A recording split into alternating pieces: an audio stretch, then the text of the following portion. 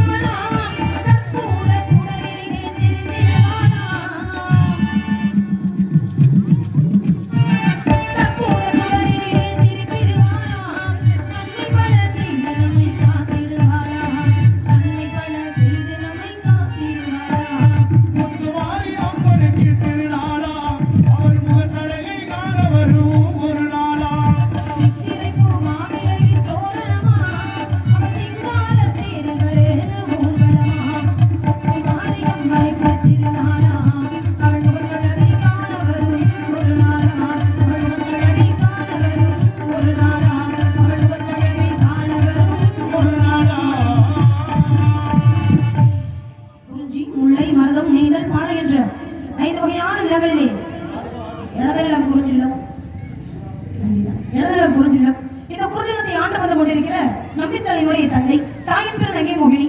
தந்தைக்கு 7 ஆண் குழந்தைகள் இருந்த போதிலும் ஒரு பெண் குழந்தை சின்னத மனசுல ஒரு ஏக்கம். எங்க அப்பாவும் கிடையாது. பொதுவா எல்லா வீட்லயுமே இருக்கக்கூடிய ஒரு ஏக்கம் தான். ஏன்னா ஒரு வீட்டுல வரிசையா பொம்பளை பிள்ளையாவே பிறந்துகிட்டே இருந்துச்சுன்னு வச்சுக்கோங்களேன், அந்த வீட்டுல ஒரு ஏக்கம் ஒரு எதிர்பார்ப்பு இருக்கும். இந்த வீட்டு ஆகணும் ஆஸ்திக்காக ஒரு ஆம்பளை பிள்ளை வேணும் அப்படின்னு தோணும். அதுவே ஆம்பளை பிள்ளை வரிசையா பிறந்துகிட்டே இருந்தா அந்த வீட்டுல ஒரு ஏக்கம் இருக்குல்ல, ஒரு பொம்பளை பிள்ளை ஆசைக்காக அழகுக்காக ஒரு பொம்பளை பிள்ளை நல்லா இருப்பே அப்படின்னு தோணும்.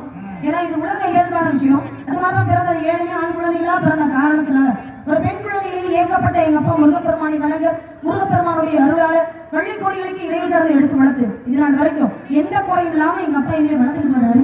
எந்த குறையும் இல்லாம வளர்த்த எங்க அப்பாவுக்கு நான் ஏதாவது ஒரு குறையை வைக்கலாமாப்பா? வைக்க கூடாது. உலகத்துல எத்தனையோ குழந்தைகள் தாய் தந்தை இருந்தும் கூட அனாதையா இருக்கிறாங்க. அப்படி இருக்கிற பட்சத்துல அனாதையாக இருந்த இன்னும் எடுத்து வளர்த்து இந்த அளவுக்கு பெரியலாக்கி இருக்காங்கன்னா அவங்களுக்கு எந்த குறையுமே வைக்க கூடாது. எந்த குறையும் வைக்க கூடாது அப்படிங்கிற எண்ணத்துல தான் இன்னைக்கு மிகப்பெரிய பொறுப்பு அப்பா என்கிட்ட கொடுத்திருக்காரு.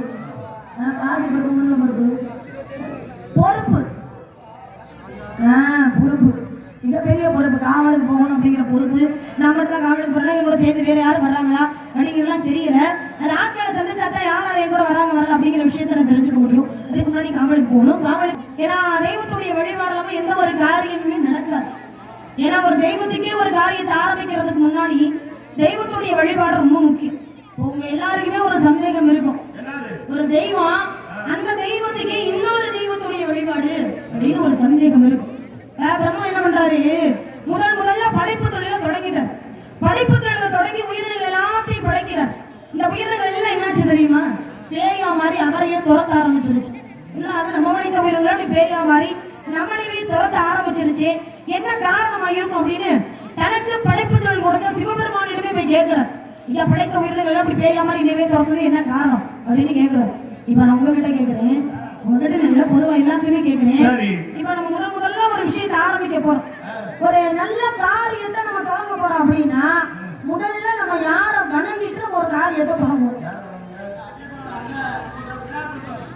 ஆதி முதல் கடவுள் விநாயகர் பெருமானை வணங்கிட்டு நம்ம எல்லாருமே எந்த ஒரு காரியத்தையும் தொடங்குவோம். ஆனா அப்புறமா என்ன பண்ணிட்டாரு, விநாயகர் பெருமானை வணங்காமலே படைப்பு தொழிலை தொடங்கிட்டாரு. அதனாலதான் படைத்த உயிரினங்கள் எல்லாமே பேயா மாறி அவரையே தோற்றக்கூடிய நிலை வந்தது. பிறகு விநாயகர் பெருமானை வணங்கிட்டு படைப்பு தொழிலை தொடங்கினாராம் பிரம்மா. பாருங்க, ஒரு தெய்வத்துக்கே ஒரு காரியத்தை ஆரம்பிக்கிறதுக்கு முன்னாடி ஒரு தெய்வத்துடைய வழிபாடு ரொம்ப முக்கியம். அப்படின்னா சாதாரண மாநில பிறவைகளா பிறந்த நம்மளா இந்த தெய்வத்துடைய துணை இல்லாமல் இருக்க முடியுமா? ஏன்னா சித்தர்களால மட்டும்தான் இறைவனை நேரடியா பார்க்க முடியும். அதனால இறைவனை கண்டவர்கள் சித்தர்கள், இறைவனை காண துடிப்பவர்கள் நம்மளை போல பக்தர்கள். சித்தர்களால இறைவனை பார்க்க முடியுது, பக்தர்களால நம்மளால பார்க்க முடியல. அப்ப சித்தர்களுக்கு பக்தர்களுக்கு என்ன வித்தியாசம்?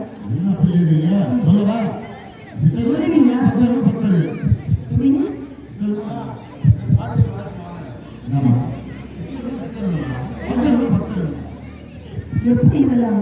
சித்தர்கள் எல்லாரும் சித்தர்கள் தான், பக்தர்கள் எல்லாரும் பக்தர்கள் தான். அதுல எந்த மாற்றமும் கிடையாது. 2 பேருக்கு இருக்கிற வித்தியாசம் என்னன்னு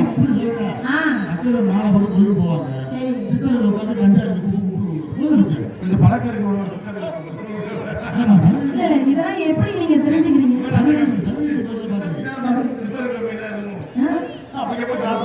அப்ப சந்தனகிரிக்கு போய் சாமி கும்பிட போல யாரு இல்ல, நான் மேலோட்டமா கேட்கிறேன், நீங்க வேற மாதிரி வித்தியாசத்தை சொல்லுவீங்க. ஏன்னா சித்தர்களுக்கு பக்தர்களுக்கு என்ன வித்தியாசம் அப்படின்னா இறைவனை கண்டு தெளிந்தவர்கள் சித்தர்கள், இறைவனை காண துடிப்பவர்கள் நம்மளை போல பக்தர்கள். இன்னும் புரியுற மாதிரி உங்களுக்கு சொல்லணும் அப்படின்னா இறைவனை அனுதினமும் தேடி போற எல்லாரும் பக்தர்கள். இருக்கிற இடத்துக்கு இறைவனை வர வச்சுட்டா சித்தர்கள். இதுதான் சித்தர்களுக்கும் பக்தர்களுக்கும் வித்தியாசம். இப்ப இறைவனை நம்ம யாருமே நேரில் பார்த்ததே இல்லை. அதனால இறைவனை இந்த உலகத்துக்கு 2 இறைவனை அனுப்பி வைத்தாராம். அதுதான் நம்முடைய தாயும் தந்தையும். நடமாடக்கூடிய தெய்வங்கள், கண்ணுக்கு தெரியாத தெய்வங்கள் வணங்கிட்டு நம்ம காவலுக்கு போறது பதிலாக கண்ணுக்கு தெரிந்த தெய்வம்னு நம்மளுடைய தாயும் தந்தைன்னா அந்த தாயும் தந்தை வணங்கிட்டு அதுக்கு வருமா காவல்